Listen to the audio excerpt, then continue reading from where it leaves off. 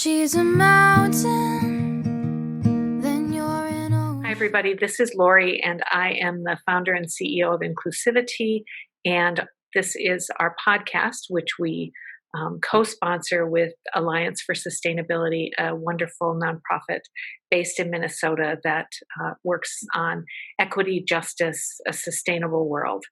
And this podcast is all about creativity and health and justice and kindness. And today is part 2 of an episode we started it 5 minutes ago, but you may not have watched it 5 minutes ago. And I'm talking to Charles Malki. And I'm going to do another introduction of Charles, who is very impressive. And it's been such a pleasure to talk with him that we just couldn't get everything done in 30 minutes. So Charles Malki is a biologist, attorney, inventor, entrepreneur, and author of Saving the World with the Home Garden. I love that title, Charles.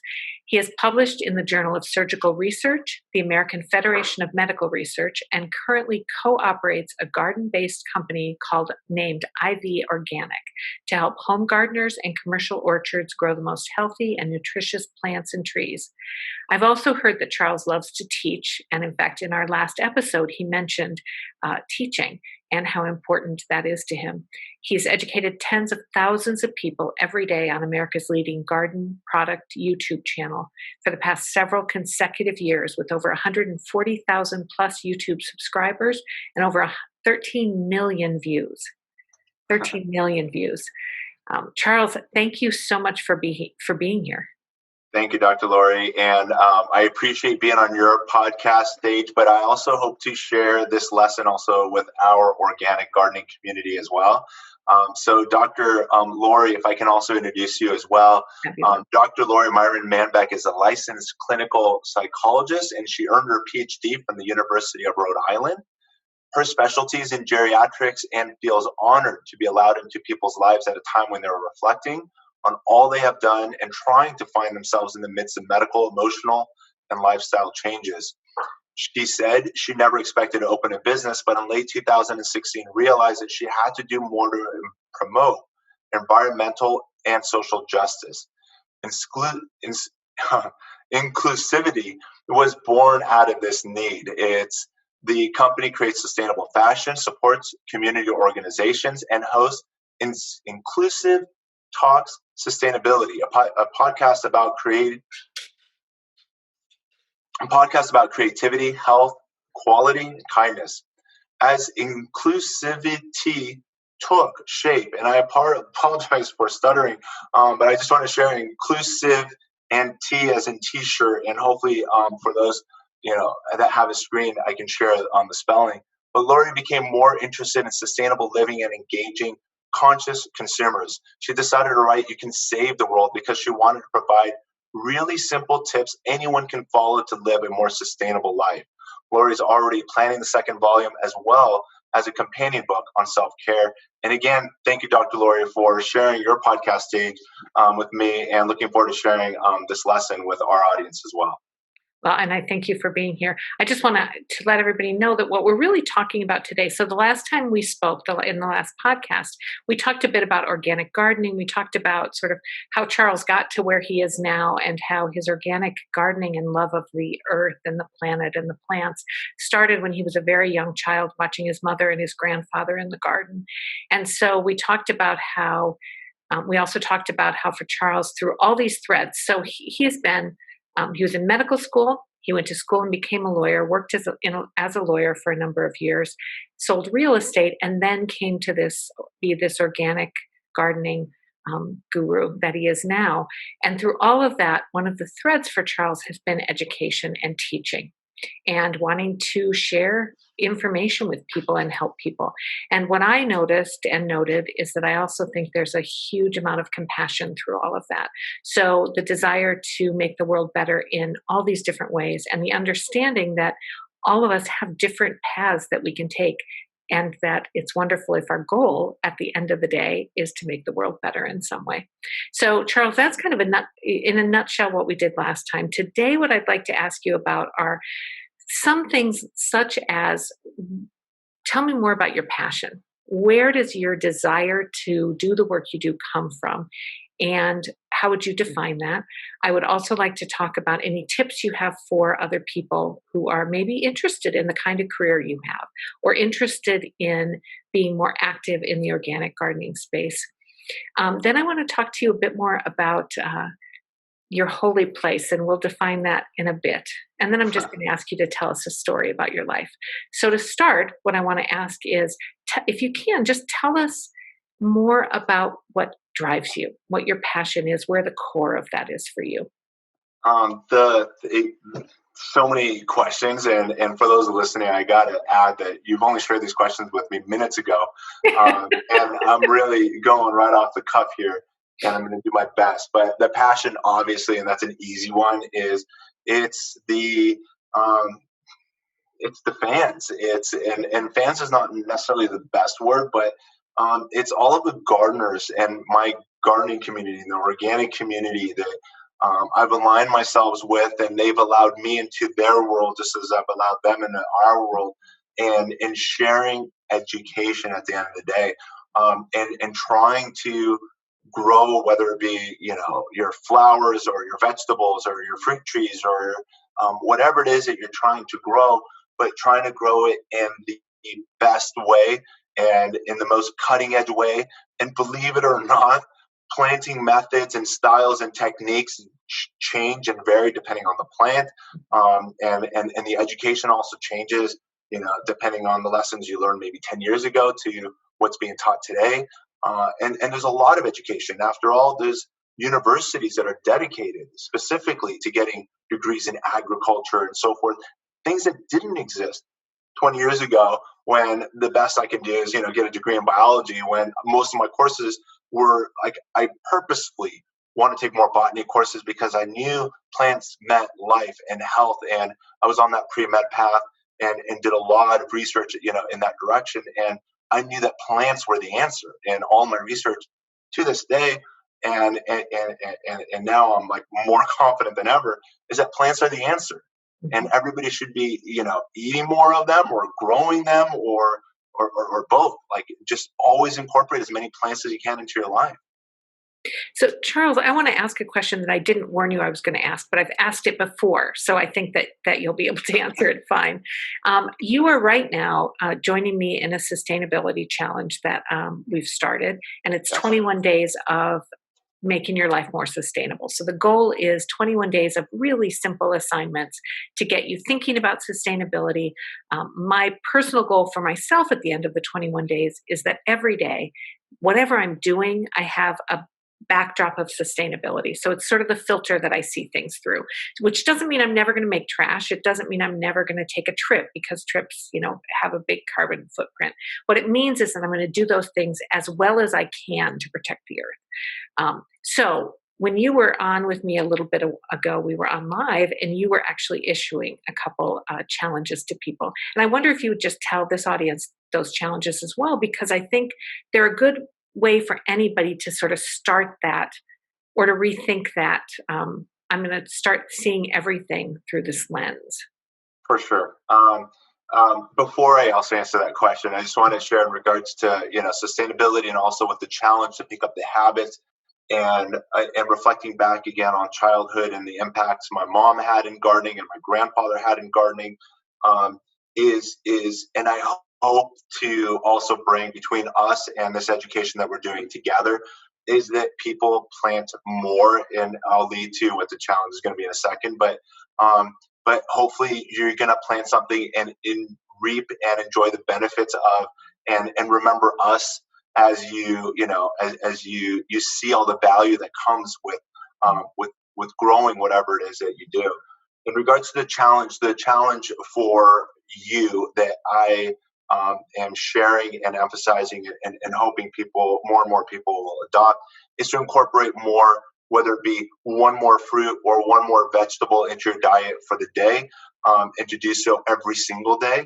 And the other part two, if I can make it a little bit more complex with this challenge, is that, if you, for example, open a tomato that you enjoyed, is that you save some seeds and consider also planting them as well. Or if you open an avocado, which I open at least 2 or 3 a day between our family of 4, and save those seeds, plant them as well. And even if you're like me, where there's no more real estate to be planting more things into, give them to your neighbors, give them to your family and friends, and they'll love you for it as well as yourself for having created life as well, and something that'll bring happiness and joy when they pick fresh vine ripe tomatoes or avocados or apples or whatever it is that you're going to be introducing into your backyard orchard or your patio orchard, or even things you can be growing also indoors.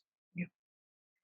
And I just want to also say I like very much where you said, plant something and watch it grow. And I think for me, that doesn't just include planting plants. It includes planting the seed of this information for someone and watching it grow. It includes planting kindness and watching that grow. And so I think that when we talk about sustainability, I just want to highlight that for us on this show, and I think for anyone who cares about sustainability isn't just taking care of the planet. It's actually taking care of the people who live here, the animals who live here. It's taking care of, it's working for equity. It's social and economic and environmental. And the planting, for me, that planting analogy works in all of those. That our job as humans is to plant things that grow and flourish and create a better world, whether it's trees that provide oxygen or kindness that provides peace and stillness and the shared beauty that is this connection between us, that this sense that we belong in this conversation right now. So anyway, that's just, I wanted to say, I think that planting analogy is a wonderful one, whether you're planting a real plant or something else. Thank you. So my next question then is, as you are looking at or talking to people who maybe are interested in pursuing a career that's similar to yours, or that at least is in the organic gardening field, is there any particular advice that you would give to people who are coming up looking at this?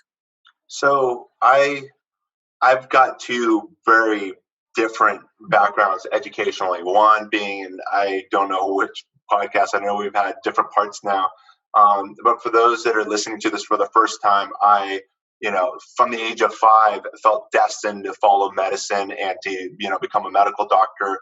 And as it escalated all the way to the age of about 21, 22, I put in already years with the specialty that I wanted to become a cardiothoracic surgeon, heart doctor. And then within a matter of months, I found myself in law school, and quickly, and my logic and thought behind that would be I'd be an attorney on the board of a hospital and implementing the ethical and moral dilemmas and issues that happen on a daily basis, and helping many lives in it per day compared to what I could otherwise do as a surgeon, impacting 1 or 2 lives per day.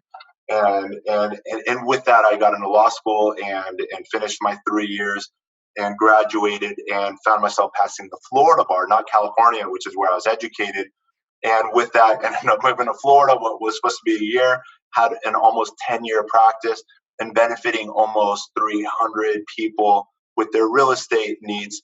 But along the way, and I know you already mentioned it, and I know I'm going to say it a couple more times, but all of the growth and all the success that I've had in my professional career has always been with education. Even in law, I would go from brokers to brokers' offices. And even though I was a broker myself as well, as owning my own title insurance, I did everything in real estate in Florida. But I always taught, and I was invited to keep teaching people how to be at the forefront of whatever it was that needed to be learned.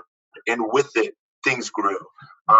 And so when I started my family in Florida, we came back to Los Angeles, which is where, started the family, and, got reunited with family and cousins and aunts, uncles, and so forth, which I believe is important to overall health, at least for me and my family.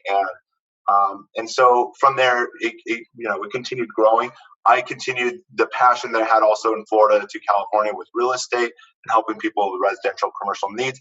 But I knew it wasn't sustainable, and I knew every year wasn't going to be better than the last, because there are ups and downs in the real estate market. And and if it was just me, I would maybe take the risk and make a life out of it. But there's now wife plus 2 kids, and there was big risk and making a life out of just real estate. Even though there might be some realtors watching this saying that, come on, you could do this. And but I've seen too many disasters in Florida, and having again helped over 300 people, many of them also being realtors and owners that just didn't know how to pull out of this. And with it came the necessity to, and again from the education, even in real estate, I couldn't teach the law in California. So what I taught was, guess what? What would I be teaching if I can't? My only background is now I've got my biology degree, and I can't talk about medicine because I'm not a doctor. And in Florida, I'm an attorney, but I'm not in California, so I can't talk about the law. What am I going to possibly teach? And here's your hint: and grow a network.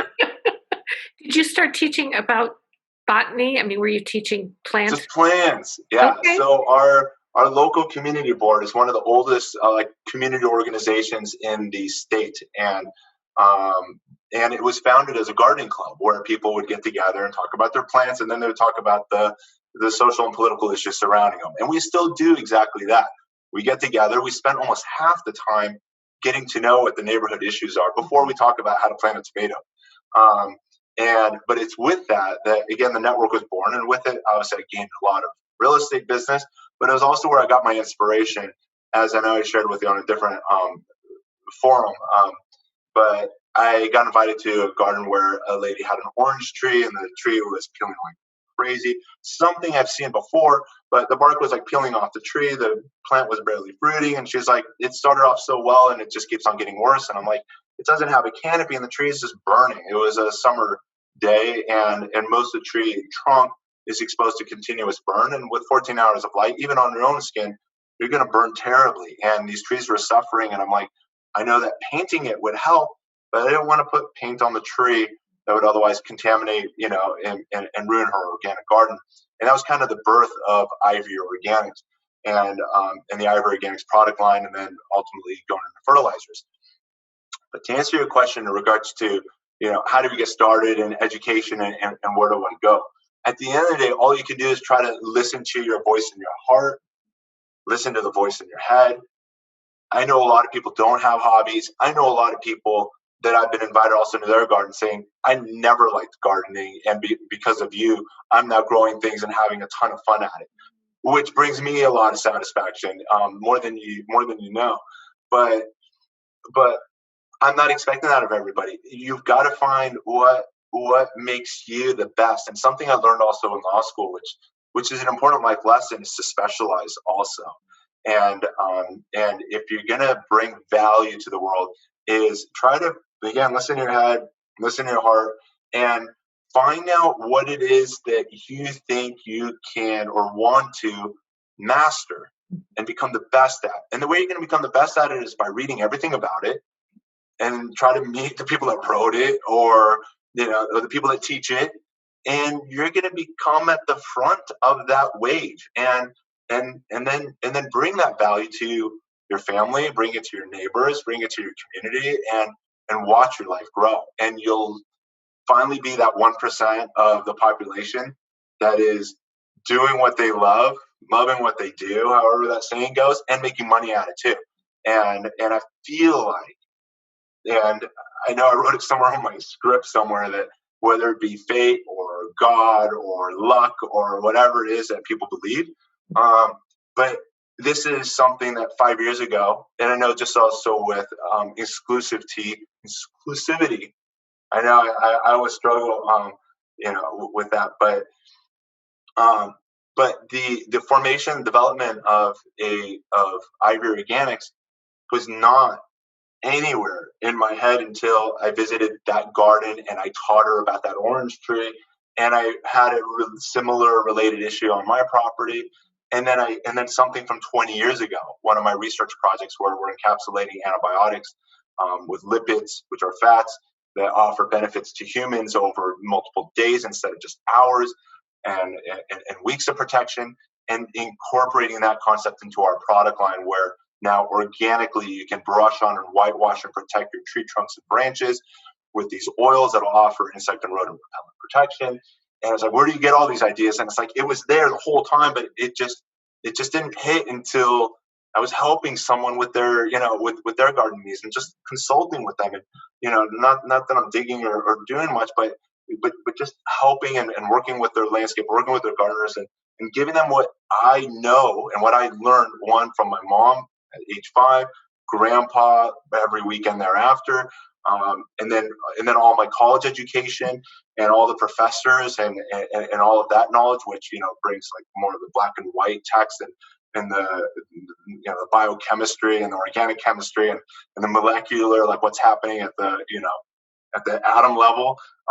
But together, it's like I feel like I've got the answers, and I feel like I can make a difference. And I made this specialty. I feel like I'm like that 1 out of 100 or 1 out of 1,000. Like I know only this really well.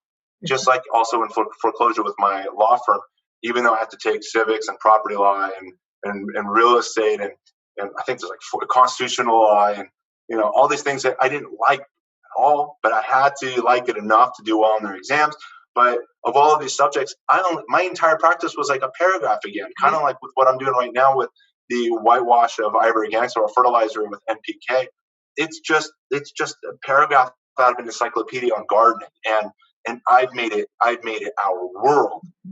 Just that little paragraph out of an encyclopedia, and my advice or suggestion, recommendation to anybody that's starting is try to become a master of something. We've all heard that expression, jack of all trades and master of none. But I kind of feel like I do have that diversity. But in life, it's really, you got to be really good at that one thing. You won't find me, even though I do occasionally paint, and do some plumbing and I love working on my sprinklers. But again, that's my passion, also. But the goal is to give those jobs away while you focus on what your specialty is, and that's where you'll find the greatest value in your life and financially and satisfaction and so forth. So that would be my tip. Well, and from what you said, it also sounds like your tip is keeping open to learning, because the orange tree story is a great reminder that you can find inspiration and sort of your path in all sorts of ways. You just have to be open to absorbing that information and figuring out what it means. And so I think that's another tip, that you would the glass half empty, you want to fill it all the time. So you're looking wherever you meet people, whatever you're doing, you're looking for that information. So I think those are excellent tips. Now, I mentioned that I was going to ask you about your holy place, and I'm just going to do a little background on why I'm doing that. So last week, I interviewed Rachel Z. Miller, who is an oceanographer and also a National Geographic explorer. And she calls herself an exploratory scientist. And she does research on the oceans and does a bunch of research that has contributed to things like understanding how many microfibers there are in the water and what the microfibers are made of and what we can do about that. And in fact, she's also the creator of the Cora ball, which is a ball that collects the fibers in your wash so that a portion of them are collected and they don't go into the waterways. So kind of a big thing. And we were talking when I spoke with her about where we find our most holy spot. Like, where would I want to be if I'm feeling that I'm just not feeling right? I'm feeling just off kilter. It's a bad day, something like that. And for Rachel, it's definitely the ocean. She said it's the water, that if she needs to be at peace, she goes to the water. For me, it is trees. Even if I'm sitting in my house, if I'm just feeling stressed or anxious or sad or scared, I close my eyes and I'm in the redwoods. Like, that is my safe place. I'm sitting up against a tree. I can feel the bark behind me. I can see the sunlight filtering through the trees. So for me, that is the place that I can breathe and that makes me feel okay. So what I want to know, knowing that you are someone who spends so much time outdoors and has loved nature for so long, for you, where is that one spot that is the safe place? The holy place, as you say, would just have to be in the easy, fastest, place to get the mind and soul in the right place. It's got to be my backyard garden. And one example I know I've shared with several people over the last couple of years, again, is can't even say a couple of years because I feel like it was just last year that this happened. And I wake up pretty happy. But I remember this one morning about a year ago that I rolled out of bed and I'm like, for whatever reason, I just felt like it's going to be a bad day for no reason. It's just like, do we have to do this? Maybe Mondays, because Mondays are always like, oh, we got to do this grunt work to get to Friday again. But I remember just waking up and I'm like, I gotta fix this, negative, mood that I've started off with. Went to the backyard.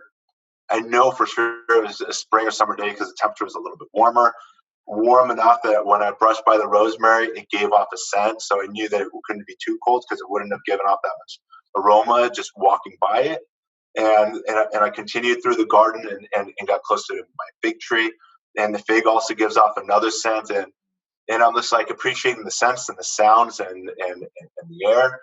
And all of a sudden I'm like, why did I wake up with a little bit of a negative mood when there's like so much beauty and so much life around me? And I know we've discussed this in the past and that there's a lot of research more so recently in the last like 5 years, and I wouldn't say it even existed 10 years from now or 10 years ago, but in the last 5 years, there's research that's now showing that cities that have more trees compared to cities where they may have had trees and they took them away, and they've done the research, they're saying that cities with more trees actually have citizens with longer and healthier lives, and that the cities that lacked the trees or where the trees were taken out, they noticed that people were getting sicker earlier in their lives. They had a higher mortality rate.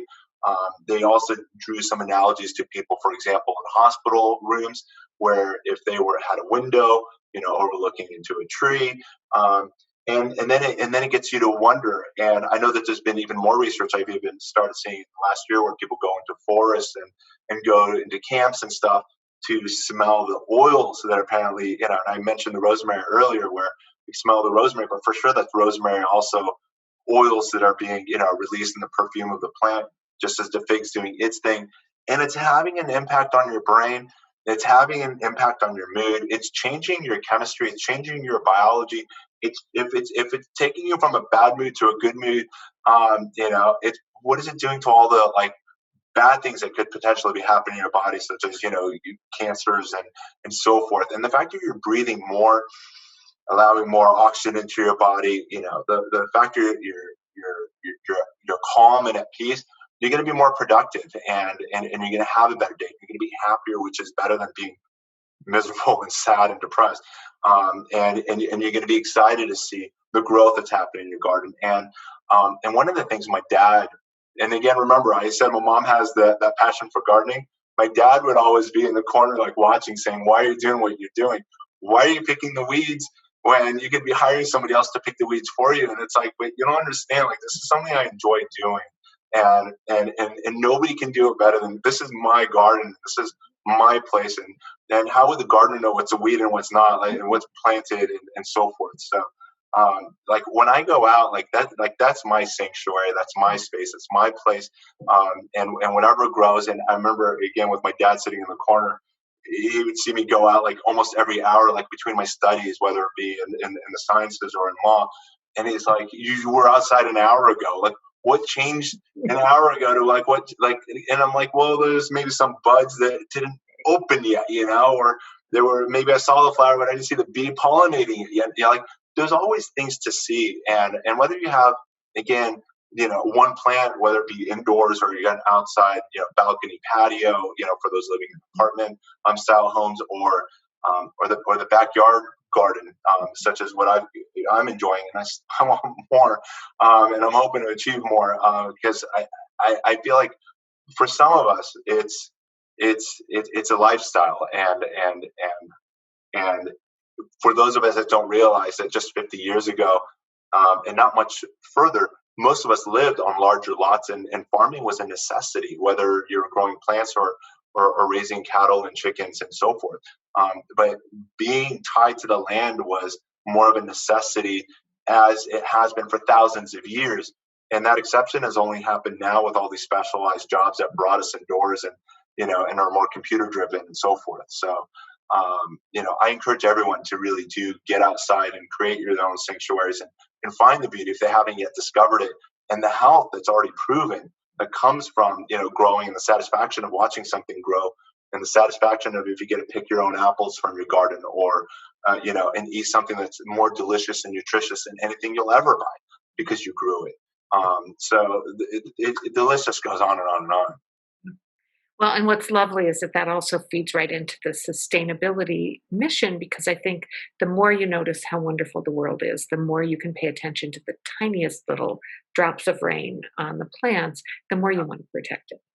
So the more you see it, the more you want to protect it. And I think that's true of the people around us too. The more we see them, the more we hear them, the more we want to protect them. So, Charles, this has been an extreme pleasure. The last thing that I really want to ask you about is if you will tell us a story from your life. And I always preface this by saying it can be any story at all. It just has to be yours. So something that feels like it's you. And if you have something, I would love to hear it. Okay. Story I'd like to share. And in regards to, obviously, I talk about 5 and 6 years of age and the inspiration with gardening. And I'm just going to tie into that and take it now up to 10 or 11 or 12, where I remember my 7th grade project was in grafting. And in my first attempted graft, and I don't know how much you know about grafting, but grafting, just to let you know, whether it be apples, peaches, plums, apricots, most of the fruit trees you'll buy are generally grafted, being the rootstock controls the size and the quality and the disease resistance, so forth, of the plant. And then they're grafted to guarantee the quality of the fruit and the consistent yields of the plant that you plant. For example, Granny Smith apple, if you plant the seeds, they're not Granny Smith apples. They might be related, they might be green, they might be red, they might be striped. But they're the children of the Granny Smith apples, just as we are the children of our parents. We're not genetically identical, but if you want to make them genetically identical, you take a piece of the parent and you graft it onto rootstock, and then it'll be genetically identical. So if you want more Granny Smith apples, it's typically done by way of grafting. So with that background on grafting, I read something in a book in the 7th grade, and with it grafted roses onto a cactus rootstock. So roses on top of a cactus. And obviously they were not related enough, but what did I know then? And it didn't work, but I took first place on my presentation. And so the second year I grafted roses onto roses. I learned they got to be related. And this is, again, something that's done commonplace in the horticultural business. And so I grafted the roses, again, unsuccessfully, by the way, but I took a higher prize in first place. I remember I did even better, overall for the fair. But it wasn't until 9th grade, one of my great aunts gave me a peach seedling, something she had grown on her property. She's like, Charles, I want you to have this. She knew I love plants. And I took her peach seedling home and I planted it, and it grew. And within a few years, it started giving, peaches with a really thick skin on it. So it wasn't enjoyable, for eating. And now I put my grafting skills to the test. And peaches are in a family of trees known as the prunus family, and anything that's related to it, you can graft onto it. So now imagine a tree, and this I would successfully accomplish. A peach tree that had nectarines on it, plums on it, apricots on it, cherries on it, and nuts, almonds. All of them are in the prunus family. They're all related. So when you come over and you visit this tree, in the spring, you've got, little blossoms, or actually the beautiful pink blossoms of the cherry, the smaller white blossoms of the plum. You've got also like a double flower from the almond, and you've got all these different size flowers, different colors that are happening, depending on another one that's a really cool peach variety is called the red baron peach, which gives beautiful red, large flowers compared to peaches usually give smaller pink flowers. And you can have basically this beautiful showy tree that also provides you with fruit at different months of the year, because they all ripen at different times, all on the same tree trunk. One tree supporting all of these different fruit. And that, even though I didn't have a YouTube channel, and I don't think YouTube even existed back then, but this tree, when people came to visit my parents and my brothers, as well as myself, I would always show off this tree. And this kind of going back to that point where we should all specialize in our lives. like I knew I had it, like I was able to do something that most people cannot. And with it, I became very popular, like in our church community, in my high school, and so forth, as being able to create something that most people have never seen and have never contemplated even doing. And that's also like, even though the passion of life and plants and even animals, like at a younger age, there's more so animals. Um, but but the plant, like hook, it happened actually with grafting. The science of grafting is a skill not too hard to master, but brought me, another higher level of satisfaction. Like I kind of felt like, the doctor in the garden, and doing like bypass surgery on my plants, and and just watching that success and the value that it brings. Also, being now you've got, for example, in my backyard, I've got a 10-in-1 fig tree. Remember, as in another podcast, we're talking about how figs can be black, brown, green, striped with tiger stripes and so forth, and be beautiful to look at in addition to, enjoying and eating. But each fig on average will have a footprint of about 8 to 10 square feet.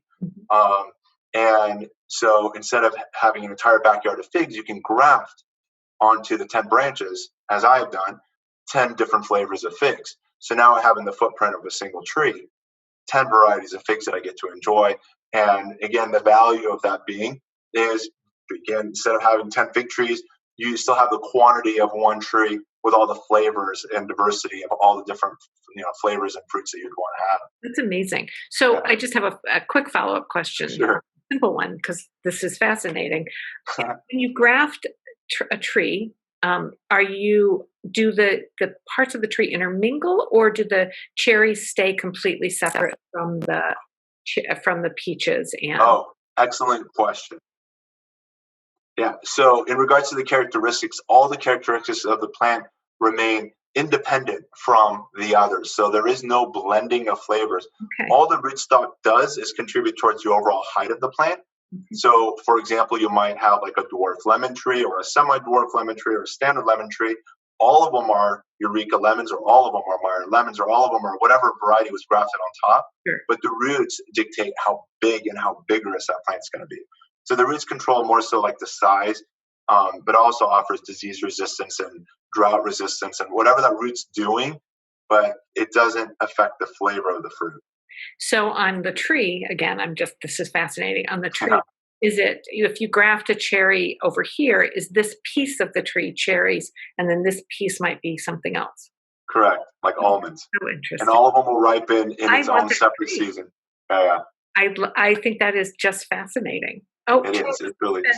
Such a pleasure, and I'm convinced that we'll have many, many more conversations. No, I'm looking forward to it for sure. This one, however. So if you've been listening, this is Inclusivi-TEA Sustainability.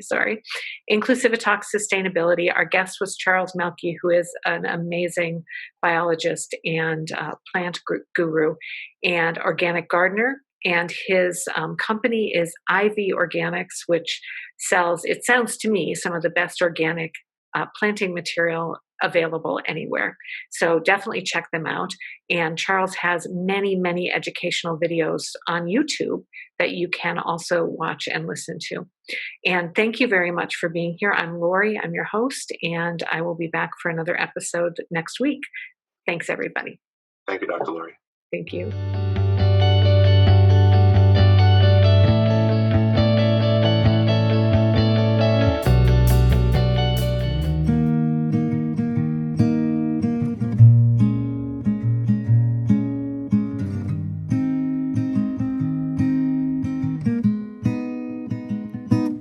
If she's a mountain